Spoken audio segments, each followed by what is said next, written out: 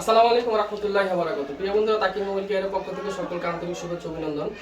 তো আজকে 26 তারিখে আমাদের একটা ভিডিও পোস্ট হবে। তো এই ভিডিওটা খুবই জরুরি দরকার। বিশেষ করে এই কারণে জরুরি দরকার যে আমরা অনেকেই কাজ করি, কিন্তু অনেক ক্ষেত্রে দেখা গেছে যে অনেক বড় বড় ভালো ভালো যারা মোটামুটি কাজ করে, এদের কাজ করতে গেলে অনেক ধরনের প্রবলেম ফেস করতে হয়। যে মাল্টিমিটার হোক বা প্রবলেমটাও হোক, এটা বুঝতে একটু কষ্ট হয়।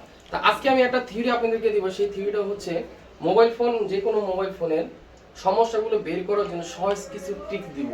আর সেটা হচ্ছে, এর পাশাপাশি আরেকটা কথা বলবো হচ্ছে, তা হলো যে আমাদের মোবাইলের ভিতরে আমরা মনে করি যে মোবাইল সেক্টরটা আসলে বিশাল বড়। আমি মনে করি মোবাইল সেক্টরটা পৃথিবীতে সবচেয়ে ছোট।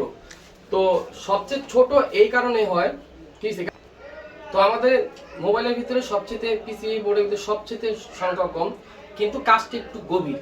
তো আমাদের দেখা যায় চার্জিং এর সমস্যা, লাইটিং এর সমস্যা, ওয়াইফাই সমস্যা, ব্লুটুথের সমস্যা, নেটওয়ার্কের সমস্যা, বিভিন্ন ধরনের সমস্যা আমাদের ফেস করতে হয়। তো আজকে আমরা একটা ছোট্ট একটা বিষয়কে তুলে ধরবো। সেই বিষয়টা যদি কেউ বুঝতে পারেন, তার মোবাইলের কাজটা একদম ইজি হয়ে যাবে। তো সেই বিষয়গুলো আগে জানার জন্য আমাদের কিছু বিষয় আগে মাথা রাখতে হবে। সেটা হলো, আমাদের মোবাইলের সেকশনের ভিতরে সর্বোচ্চ যদি হিসাব করি আমরা 10 থেকে 15টা আইসি হয়। তো এই বড় বড় আইসির ভিতরে হয় আমাদের সিপিইউ, এবং হচ্ছে আমাদের স্টোরেজ আইসি বা ইএমসি বলেন বা ইএমসিপি বলেন, ইউএফএস বলেন। এরপর হচ্ছে আমাদের মোবাইলের সাব পিএম এবং মেইন পিএম আছে। নেটওয়ার্ক সেকশনে 2টা কি 3টা আইসি হয়। এরপরে ধরেন আপনার ওয়্যারলেস ব্লুটুথ একটা আইসি হয়, এফএম রেডিওর জন্য হয়, সেন্সরের জন্য হয়, বিভিন্ন ধরনের সেক্টর আছে। এই সেক্টরগুলো মূলত বুঝতে হলে আমাদের সর্বপ্রথম আমাদের খেয়াল রাখতে হবে যে আমাদের কাজটা মূলত আমরা কোথা থেকে শুরু করব। এ হচ্ছে মূল বিষয়। আমি আপনাদের বোঝানোর জন্য আগে বেশ কিছু বিষয় আপনাদেরকে তুলে ধরবো। সেটা হলো, তো কাজ করার জন্য আমাদের বেশ কিছু টপিক আছে। তো এই টপিকের উপরে আমরা আজকে ক্লাস করব। সেটা হলো, দেখেন আমরা এখানে মোবাইলে একটা পিসিবি ওপেন করছি। তো পিসিবি বোর্ড ওপেন করার পরে আমরা যদি খেয়াল করি, এসএমডি আইসি হোক, সিপিইউ হোক, ইউএফএস হোক, তারপর গ্রাফিক্স সেকশন হোক, লাইটিং সেকশন, এইগুলো হচ্ছে মূলত মোবাইলের মধ্যে সবচেয়ে বেশি পায়। আর যা আপনি দেখবেন সবচেয়ে বেশি হচ্ছে রেজিস্ট্যান্স এবং কয়েল। সিরামিক কয়েল থেকে নিয়ে আপনার আমাদের রেজিস্ট্যান্স আর হচ্ছে ক্যাপাসিটর, এছাড়া আমাদের মোবাইলের ভিতরে আর কিছুই নেই। তবে খেয়াল রাখবো আজকে যে বিষয়টা, সেই বিষয়টা হলো, আমরা সবসময় খেয়াল করব যে আমাদের কাছে যে সমস্যা আসে সেই সমস্যাটার সেক্টর, এই সেক্টরের উপরে যদি আমরা নির্ভর করতে পারি, তাহলে আমাদের কাজটা একদম ইজি হয়ে যাবে। ধরে নেন আমরা একটা বিষয় সেটা তুলে ধরবো। সেটা হলো, আমরা মূলত ডায়োড ভ্যালু, এরপরে দেখেন আমরা কি করব, ভোল্ট, এরপরে কি করব আমরা মনে রাখবো শর্ট। এখন আমাদের মোবাইলের সেক্টরের ভিতরে যত সার্কিটের ফল্ট আছে, এই তিনটার ভিতরে একটা ধরা খাবে। অর্থাৎ যদি ডায়োড ভ্যালু মাপেন, জিআর আসবে। আর যদি দেখেন ভোল্টেজ মাপেন, ভোল্টেজ আসবে। আর যদি দেখা যায় শর্ট থাকে, শর্টও আসবে। কারণ আমরা অনেক সময় ডায়োড ভ্যালুতে মাপতে গেলে শর্ট জিনিসটা বুঝি না। ডায়োড ভ্যালু সিস্টেম হলো, যখন মিটারের 2টা তার একসাথে করবেন তখন এখানে জিরো জিরো আসে। আর কিছু মিটার আছে যেটা ডায়োড ভ্যালুতে যখন আপনি ধরবেন জিরো জিরো আসে, এর সাথে আবার বিপ মোড আছে। কিন্তু আমরা বেশিরভাগ কি চালাই, বিপ মোডটা ছাড়া ডায়োড ভ্যালুটা চালাই। কিন্তু আমি নিজে ডায়োড এবং বিপ দুইটা একসাথে চালাই। তো আমাদের আজকে যে বিষয় সেটা হচ্ছে প্রবলেম ফাইন্ড ওয়েজ, মানে সঠিক এবং একদম সহজ একটা পন্থা আপনাদেরকে আমি বলে দিব। দেখেন আমি সর্বপ্রথম কি বের করছি, ইনপুট আউটপুট ভোল্টেজ। আমরা যদি খেয়াল করি আমাদের মোবাইলের জন্য কি হয়, ভোল্টেজ কাজ করে। আর ভোল্টেজ যদি অ্যাক্টিভ করতে হয় তাহলে সেখানে আমাদের লাইন আগে থাকতে হবে। যেমন ধরেন আমাদের ফ্যানের সুইচ, তো ফ্যানের সুইচের জন্য আমাদের আগে লাইন প্রয়োজন। আর লাইন যখন আমাদের চলে আসছে, তখন এই ফ্যানটা চালানোর জন্য একটা ফ্যান দরকার। আর এই ফ্যানটা অ্যাক্টিভ করার জন্য আমাদের কি পজিটিভ এবং নেগেটিভের তার দরকার। তো এর সাথে সাথে আমাদের কি করতে, সুইচটাও প্রেস করতে হবে। তাহলে এখানে বিষয় 4টা দাঁড়াইলো। তো আমাদের মোবাইলের সেক্টরের ভিতরে যখন আমরা কাজ করবো, তো খেয়াল রাখবো মোবাইল সেক্টরের ভিতরে লাইন এবং বোল্ট, এই দুইটা সবচেয়ে বেশি জরুরি। আর এর সাথে সাথে হচ্ছে আমাদের প্রোগ্রাম আইসি দরকার। তো আজকের যে ভিডিওটা, তো এই ভিডিওটা যারা মনোযোগ সহকারে দেখবেন, আমি আশা করি সবার উপকার হবে। দেখেন আমি যদি ধরি,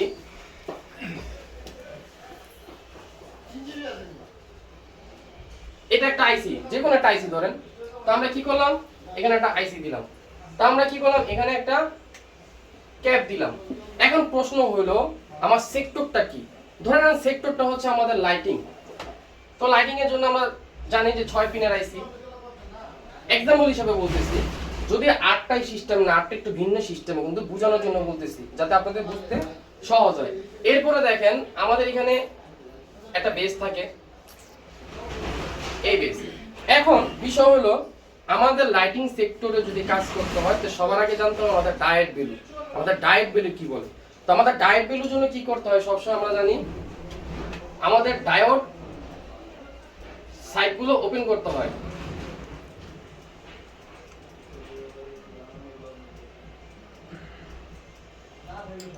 ধরে নেন আমাদের এখানে কি বলছে এলসিডি ব্যাকলাইট এলইডি অ্যানোড, অর্থাৎ এলইডি অ্যানোড এখানে 415 আসবে, কিন্তু 415 কিন্তু একমাত্র তাদের এই মিটারের জন্য, অন্যান্য মিটারের জন্য না। আপনি যে কোনো মাল্টিমিটার যখন ইউজ করেন 50 60 70 80 সর্বোচ্চ 100 পর্যন্ত এখানে কম বেশি হতে পারে, কিন্তু মনে রাখবেন যে এখানে আছে 400, কিন্তু এখানে আসলো কত 200, এখানে আসলো 200, কিন্তু সেক্টরে একটু ফল্ট আছে কি লাইটটা কম জ্বলে। লাইটটা কি জ্বলে? কম জ্বলে। কিসের কারণে? ভোল্টেজটা কমের কারণে। দেখেন আমার কিন্তু এত কিছু চেক করতে হয়নি, কি করতে হয়েছে শুধু আমি ডায়োড ভ্যালুটা মাথায় রাখছি। এখানে 415 ছিল, আমাদের দরকার ছিল কি 415, কিন্তু আমাদের মাল্টিমিটার অন্য কোম্পানি হওয়ার কারণে কি হইছে এটা মান একটু কম বেশি হইতে পারে। তো আমরা এখানে কি করলাম,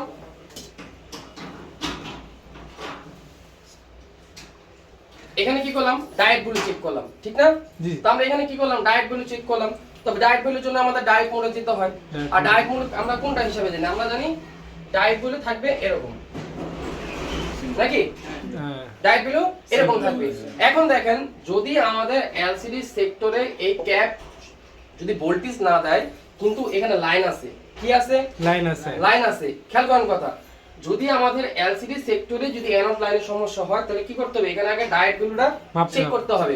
ডায়েট ভ্যালু চেক করার পর যদি আমরা দেখি এখানে অনেক সময় এমন হয় ডায়েট ভ্যালুর যেই রেজিস্ট্যান্স বা কয়েল অথবা ডায়োড আছে এগুলো শর্ট থাকার কারণে কি হয় এই লাইনও শর্ট দেখায়। দেখেন কত ইজি কাজ, যখন আপনি এখানে ডায়েট ভ্যালু মাপতেছেন তখন কি করতেছে? এখানে বিট দিতেছে, কিন্তু দেওয়ার কথা কি ছিল? ভ্যালু, কিন্তু এখানে ভ্যালু তো আমরা পাই নাই। আচ্ছা এবার দেখেন আমাদের কি হইছে, এই বিট মোড আমাদের নাই, ডায়েট ভ্যালু ওকে আছে, কিন্তু আমরা বাকি কি ছিল? ভোল্ট। ভোল্ট এখানে ভোল্টেজ ডিমান্ড কি করছে? ভোল্টেজ ডিমান্ড করছে 18 প্লাস। एग्जांपल হিসেবে বলতেছি, সেকশন আলাদা 18 প্লাস। এখন দেখেন এই যে 18 প্লাস আমাদের এখানে আসার কথা ছিল, কিন্তু আমরা এখানে কি করলাম? যখন সেটটা এলসিডি লাগাইলাম, যখন অ্যানোড লাইনটা সাপ্লাইটা আমরা মাপতে গেলাম তখন আমাদের 18 আসে না। তো তখনই কি আমাদের বুঝার আর কোনো বাকি নাই যে এখানে ভোল্টেজের সমস্যা, নাকি? জি স্যার, কারণ লাইন আছে দেখি তো এখানে সাপ্লাই আছে, জি, কিন্তু ভোল্টেজ নাই। তো আমরা কি এতটুকু তো বুঝতে পারলাম যে আমাদের এখানে প্রথম কাজ কি ডায়েট ভ্যালু। ডায়েট ভ্যালু মাপার সময় আমাদের কি খেয়াল রাখতে হবে যে ভ্যালুটা কতটুকু ডিসটেন্স, এর সাথে কি করতে হবে আমাদের বিট মোড। বিট মোডটা আমাদের মাথায় রাখতে হবে যে 00 হয়ে যায় কিনা। এরপরে কি করতে হবে আমাদের ভোল্টেজ, অর্থাৎ কোম্পানি যখন বলবে যে তোমার এখানে এতটুকু ভোল্টেজ প্রয়োজন, এটা আমরা বুঝবো কিভাবে? দেখেন এখানে আমরা কি করলাম, দেখেন এখানে আমরা কি করছি, এখানে আমরা সিপিইউ বোর্ডে ঢুকে গেছি। অর্থাৎ আমাদের মোবাইলে যখন সিপিইউর প্রবলেম হয় তখন আমরা একটা সহজ ওয়েজ আপনাকে বলে দিই। যেমন ধরুন আপনার সেটটা ডেট কিন্তু সিপিইউটা শর্ট। সিপিইউটা কি শর্ট,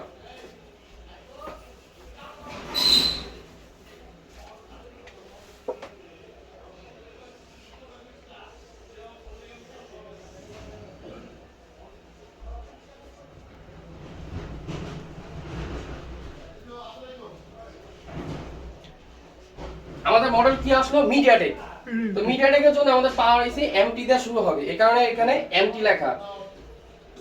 আমাদের এই পাওয়ার আইসির ভিতরে ধরেন 5টা কয়েল লাগানো, কি লাগানো? 5টা কয়েল।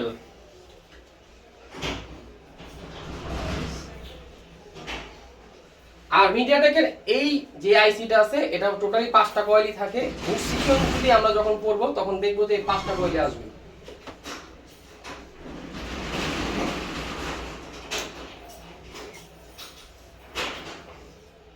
আমার বাম সাইডে জায়গাটা একটু কম, যার কারণে লিখতে একটু কষ্ট হয়। তো এখানে দেখেন আমরা যদি এখন দেখি যে আমাদের সিপিইউ শর্ট কিনা বা পাওয়ার আইসি শর্ট কিনা, তো আমরা সহজ পদ্ধতি হিসাবে কি করব? দেখেন আপনারা বলে দিবেন এখানে কানেকশন আছে, এখানে কানেকশন আছে, এখানে কানেকশন, এখানে কানেকশন, এখানে কানেকশন। তো আমাদের এখানে কানেকশন করা হলো। আচ্ছা আমরা কি জানি বাক ভোল্টেজ সিপিইউ তে এম্পিয়ার দেয়, ভোল্টেজ কম দেয়। বাক ভোল্টেজের সব সময় ওর নিজস্ব ডিমান্ড হচ্ছে ও ভোল্টেজটাকে কম দিবে আর এম্পিয়ার কি করবে হাই করবে। আমরা কত বলছি 7000 এম্পিয়ার পর্যন্ত আমরা একটা সেক্টরে পাওয়া গেছে। এখন দেখেন যদি এমন হয় আমরা ডায়েট ভ্যালু মাপলাম কোনো কারণে সেটটা আসার খাওয়া সেট অথবা পানিতে পড়া সেট ওয়াটার ড্যামেজ, তো এই ফোনটা আমরা কি করলাম খুলে দেখলাম, দেখার পর আমরা একটু সিউরিটি হইলাম যে কোন সেক্টরটা একটু পানি জমছে, সেটা ডেট কেন। তো এই ক্ষেত্রে আমরা কি করলাম এখানে কয়েলের উপরে, এখন কয়েলের উপর থেকে কি গেছে আইসির ভিতরে লাইন, অথবা ধরে নেন আইসির থেকে কয়েলে লাইন গেছে, তাইলে আমাদের এখন তো আইসি উড়া মাপা তো সম্ভব না। আইসি উড়া আমরা মাপতে পারবো কিন্তু আমাদের দরকার কি আগে মাপা, খোলার আগে মাপা, ডায়াগনোসিস তো করতে হবে যে কোন থেকে ফল্টটা হইতে পারে। তো আমরা কি করলাম ডায়েট গুলো এখানে মাপলাম, তো এখানে আমাদের ভ্যালু আইছে, খেয়াল করেন এখানে কি আইছে ভ্যালু আইছে, এখানে ভ্যালু আইছে, এখানে ভ্যালু আইছে, এখানে কিন্তু এখানে নাই। এখন আমরা কি বুঝবো এই ক্যাপের সমস্যা না, এটা তো ক্যাপ না, এটা কিন্তু কয়েল। ভুল বলেন কেন? ভুল বলা যাবে না। এই কয়েলের লাইন কই থেকে আসলো? আইসি থেকে। আইসি থেকে কি আইসি থেকে? পাওয়ার আইসি থেকে। ঠিক না? আমরা যখন ডায়েট ভ্যালুতে চেক করব, যখন দেখব যে এই সেক্টরে এই জায়গা আমাদের ডায়েট ভ্যালু নেই, তখন আমরা কি বুঝবো লাইন মিসিং না লাইন আছে? Line missing. তো লাইন যদি আমাদের মিসিং হয় তাহলে এখন তো আমাদের পাওয়ার আইসি খুলতে হবে। জি। তো আমরা কি সহজভাবে সমস্যাটা ধরলাম। এবার দেখেন এখানে আমাদের ডায়েট ভ্যালু আছে, কি আছে? ডায়েট ভ্যালু আছে। কোন কোম্পানি ডিমান্ড কি করতেছে যে তোমার যদি এই এম্পিয়ারের যে কয়েলগুলো আছে, এই এম্পিয়ারের কয়েল যদি ঠিক থাকে তাহলে অবশ্যই তোমার ভোল্টেজটা শো করবে, বাক ভোল্টেজ কমপ্লিট ও শো করবে। তো শো করার জন্য আমাদের শর্ত কি ছিল? বিপিএস অন করতে হবে নাকি? বিপিএস সার্কিট অন করার জন্য আমাদের চার্জার লাগাইতে হবে, অথবা ব্যাটারি লাগানোর পর কি করতে হবে পাওয়ার সুইচ হোল্ড করতে হবে। তারপরে আমাদের এই বাক ভোল্টেজটা কি হবে তৈরি হবে। যখনই এই বাক ভোল্টেজ তৈরি হয় সিপিইউ থেকে বাক ভোল্টেজের লাইন আপনার সিপিইউতে যাবে, তখন কি করবে ও এখানেও ভোল্টেজ, এখানেও ভোল্টেজ, এখানেও ভোল্টেজ, এখানেও ভোল্টেজ, এখানেও ভোল্টেজ। এখন দেখেন আমরা বানাইলাম সিপিইউ, কি বানাইলাম সিপিইউ বানাইলাম। এখন দেখেন সিপিইউ যে আমরা বানাইছি, এখানে সিপিইউ তে বল ঢুকছে, এখানে বল ঢুকছে, এখানেও বল ঢুকছে, এখানে বল, এখানেও বল। তা আমাদের এই মুহূর্তে কি দরকার ছিল, যেহেতু এখানে বিপিএস সাপ্লাই আমরা অন করে দিতে পারছি, তো বিপিএস সাপ্লাই যখন আমরা অন করে দিতে পারছি, চার্জিং এর তে হোক সাব পিএম এর তে হোক, যখন অন করে দিতে পারছি তখন কি উচিত ছিল এই এম্পিয়ার এবং ভোল্টেজ সরাসরি তো এখানে ঢুকবে নাকি? জি ঢুকবে না? জি। তো এখন কোন কারণে আমাদের এই লাইন শর্ট, দেখেন লাইন কিন্তু এটা শর্ট। এখন আপনি কি বুঝবেন? এখানে শর্ট দেখাইছে, কি বুঝবেন? এখানে সিপিইউ মানে এখানে শর্ট মানে তো সিপিইউ তে শর্ট। জি সহজ হিসাব। তাহলে আপনি সিপিইউ রিবল দেন আগে। সিপিইউ অনেক সময় পাওয়ার আইসিও শর্ট থাকতে পারে, কারণ পাওয়ার আইসিতে তো আমরা প্রথম বুঝলাম, কিন্তু সিপিইউ এর তো শর্ট থাকতে পারে। দেখা যায় পাওয়ার বাটন প্রেস করলে সিপিইউ অনেক হিটিং হয়ে যায়। তো আমরা কি বুঝলাম যে এখানে যে আমাদের লাইন আছে, প্রত্যেকটা লাইন সিপিইউর ভিতরে যে লাইনটা ঢুকবে সেই লাইনটা আমাদের কি ঠিক থাকতে হবে। এখন দেখেন বিটম্যাপ কি বলে, আমরা একটা বিটম্যাপ অন করলে আমরা বুঝতে পারবো যে বিটম্যাপ কি বলতেছে আমাদেরকে।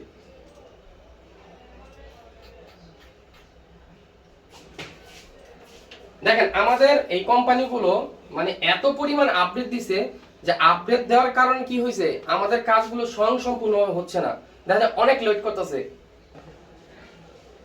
আচ্ছা এখন দেখেন কি হলো, আমরা সার্কিট তো ওপেন করে দিলাম পিসিবি বোর্ড, দেখেন এখানে আমাদের কয়েল কয়েল কয়েল, এই যে আমরা এখানে ক্লিক করলাম, ক্লিক করার পর আমরা রেস্ট লাইন ওপেন করলাম, রেস্ট লাইন ওপেন করার পর আমরা ব্লিং দিলাম, দেখেন তো ব্লিং করতেছে না, করতেছে। তার মানে প্রথম লাইন কই গেছে পাওয়ারে, তার পরবর্তী লাইন কই গেছে দেখেন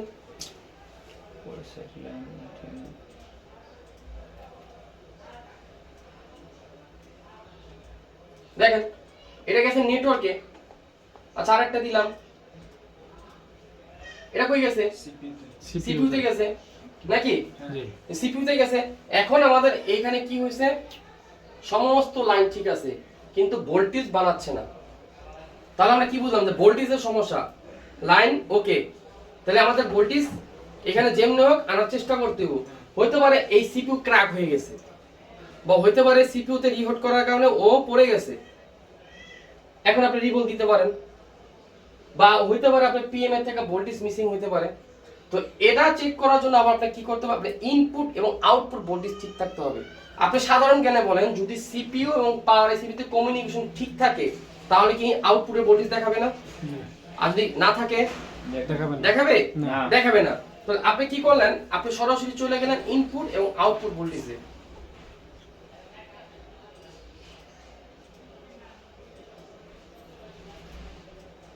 দেখেন এখানে ইনপুট আউটপুট ভোল্টেজ সবগুলো যদি ভি লেখা আছে, এতটুকু বুঝে নেন, ভি লেখা আছে, আছে। ভি লেখা থাকলে এখানে অবশ্যই ভোল্টেজ আসবে, এখানে অবশ্যই ভোল্টেজ আসবে। দেখেন এখানে তাকান, এখানে অনেকগুলো ভোল্টেজ দিছে না, এখানে ভোল্টেজ আসবেই যদি কি থাকে, সিপিইউ এবং পাওয়ার ঠিক থাকে। এরপরে দেখেন আপনি ধরেন আপনি ইউএফএস এর ভোল্ট চেক করবেন যে আপনার ইউএফএস এর ভোল্ট অ্যাক্টিভিটি আছে কিনা। তখন আপনি এই যে ওরা সিএমডি, ক্লক, ডাটা তিনটা অপশন দিছে, এই তিনটা অপশনে 1.8 ভোল্ট করে আসার কথা। এখন কোন কারণে এখানে আপনি 1 ভোল্ট আসতেছে না, তো তখন আপনি কি বুঝবেন যে রান করতেছে না অফ? অফ না? অফ। তাহলে দেখেন, তাহলে আমরা কি বুঝলাম যে প্রবলেম ফাইন্ড আউট জন্য আমাদের সর্বপ্রথম খেয়াল রাখতে হবে আমাদের ডায়োড, আমাদের ডায়োড। এরপরে কি বিফ, এরপরে এখানে তাকান, বল বললাম না, বি পার শর্ত একই জিনিস, ভুল বললাম কেন?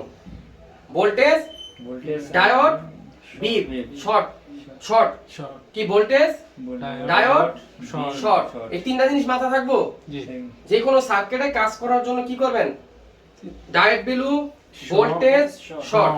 পার্সের ক্ষেত্রে কি হয়, পার্সের ক্ষেত্রে লিকেজ হয়, পার্সের ক্ষেত্রে ওপেন হয়, পার্সের ক্ষেত্রে আপনার শর্ট হয়।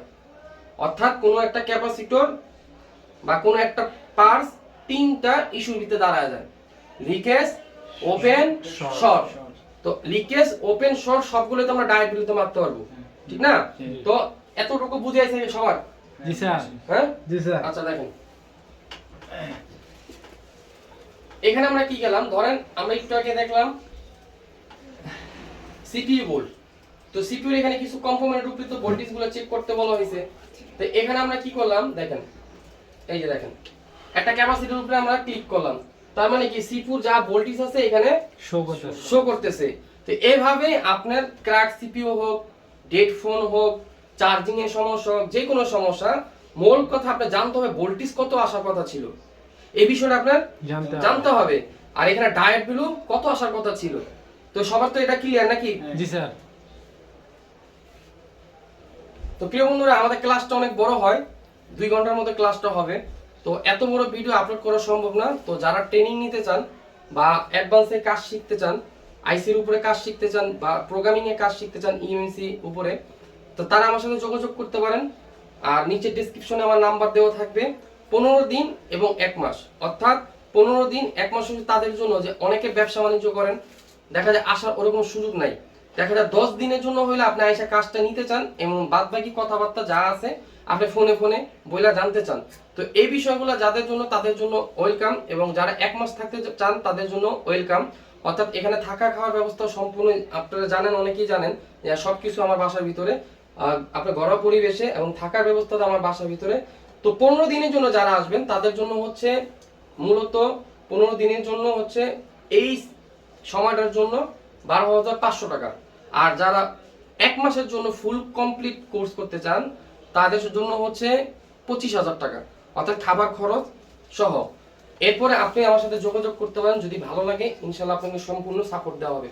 সকলে সুস্থ থাকেন, ভালো থাকেন। আরেকটা বিষয় হলো, যে ভিডিওটা আমরা এর আগে আপলোড করছি এই ভিডিওটা মনোযোগ দিয়ে দেখেন, তাহলে আপনার জন্য এবং সবার জন্য খুব ভালো হবে। তো সকলে ভালো থাকেন, সুস্থ থাকেন, খোদা হাফেজ।